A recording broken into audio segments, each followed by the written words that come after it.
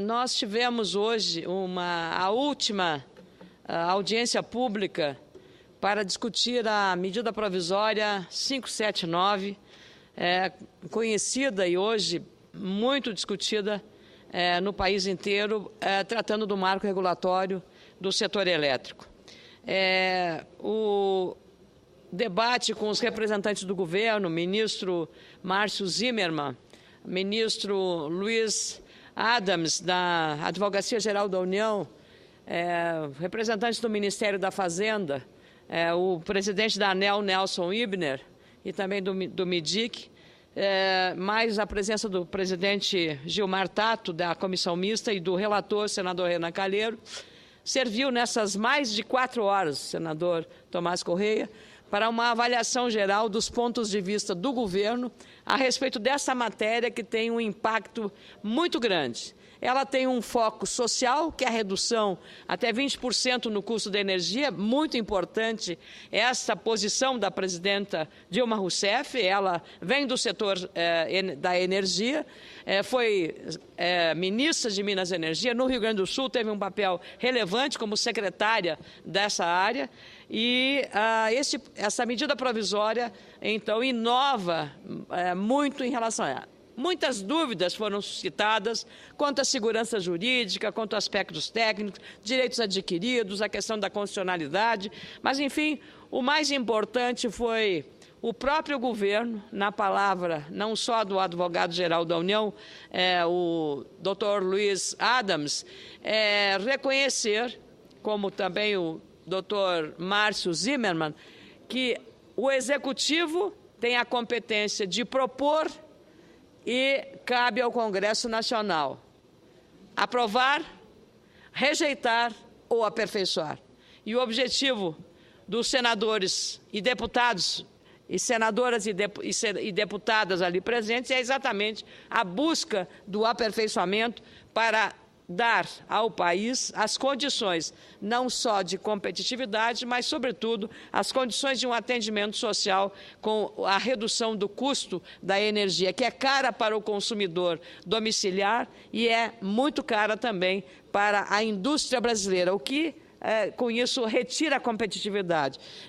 Repito aqui a frase que usei ontem no pronunciamento, usada pelo empresário Jorge Gerdau e Rampeter, que disse que o aspecto social, que é relevante, não pode neutralizar o aspecto relacionado à competitividade. Então, eu queria ressaltar a forma como as autoridades do governo hoje apresentaram os pontos de vista e a própria posição democrática de entenderem que é papel do Congresso Nacional, sim, apor e trabalhar pelo aperfeiçoamento naqueles pontos que ficam ainda duvidosos. O que me confortou, presidente dessa sessão, Tomás Correia, foi a posição do presidente da ANEEL, Dr. Nelson Ibner, a quem eu indaguei novamente da preocupação que tenho como gaúcha, onde as cooperativas de eletrificação rural têm um peso muito significativo no fornecimento de energia, de não haver uma alteração substancial, e elas que trabalham com a chamada carne de pescoço, ou seja, estão lá no interior do meu estado, trabalhando com a área rural, que sofre com os problemas da estiagem, com uma série de outros problemas, que elas tenham a proteção especial pela natureza da atividade que exerce. Pois o Dr. Nelson Ibner assegurou, ele como presidente da ANEEL, que no caso das cooperativas de eletrificação rural, e aí tranquilizo o Jânio Stefanello, que é o presidente da FECOERGS, a Federação das Cooperativas de Eletrificação Rural, e o próprio senador Ricardo Ferraz, que junto comigo também apresentamos emendas à medida provisória 579,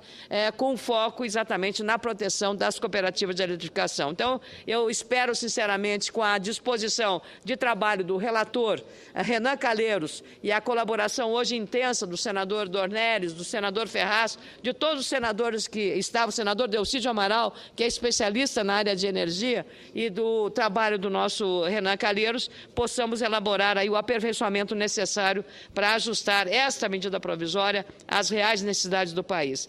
Eu queria também fazer uma referência, senhor presidente, da minha alegria porque não faço parte da Comissão de Constituição e Justiça, presidida pelo nosso colega senador Eunício Oliveira, que hoje votou um projeto de minha autoria na comissão. Queria lhe agradecer por ter colocado em pauta um projeto de minha autoria com repercussão sobre os consumidores, porque nós todos aqui somos também usuários do serviço de transporte aéreo.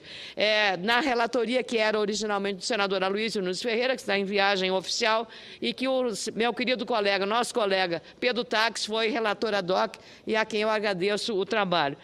Ele, casualmente, é autor também de um projeto semelhante, mas eu queria agradecer ao senador Eunício por ter colocado em votação.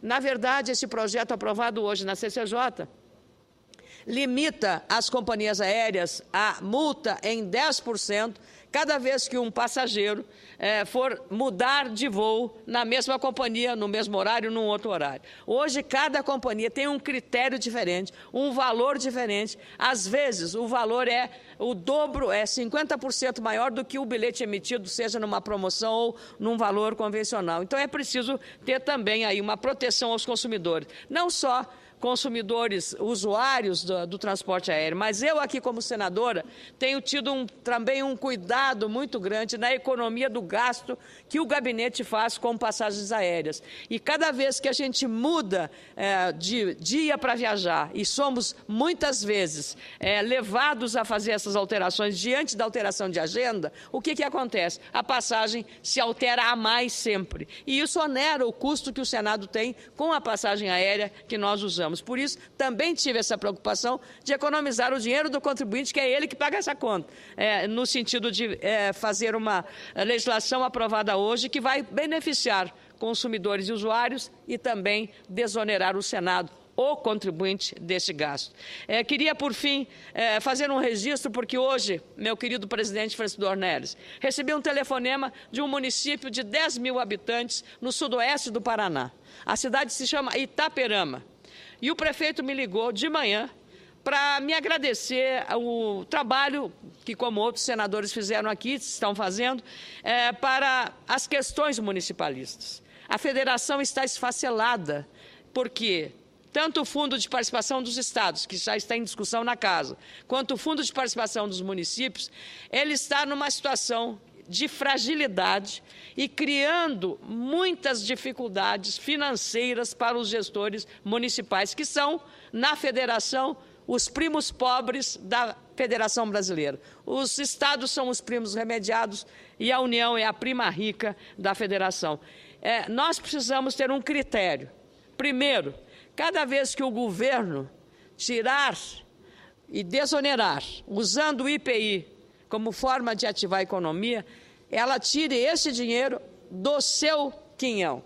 Não tire do quinhão dos municípios. Deixe inalterado o fundo no que se refere aos municípios.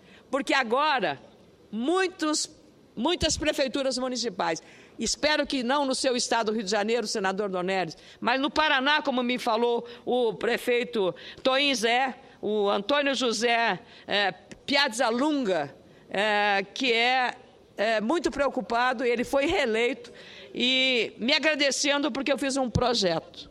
Um projeto é que um prefeito, quando acontecer, como acontece agora, que não depende dele, mas de um terceiro, no caso a União, ele não poderá ser apenado por um ato ou por um fato que não decorre da sua competência ou da sua responsabilidade. Então, nesse caso, a ficha limpa não será suja deste administrador que foi prejudicado por uma iniciativa unilateral do Poder Central, no caso da União. Então, esse é um projeto que eu apresentei aos prefeitos municipais, não é para absolutamente proteger qualquer ficha suja, não.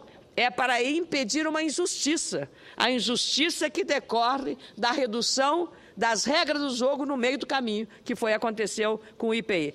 No governo do presidente Lula, houve uma situação semelhante com a desoneração do IPI e o governo socorreu em 2 bilhões e 300 milhões de reais no momento em que houve esse mesmo furo nas contas dos municípios. Agora é uma situação mais complicada, porque é uma fase de transição.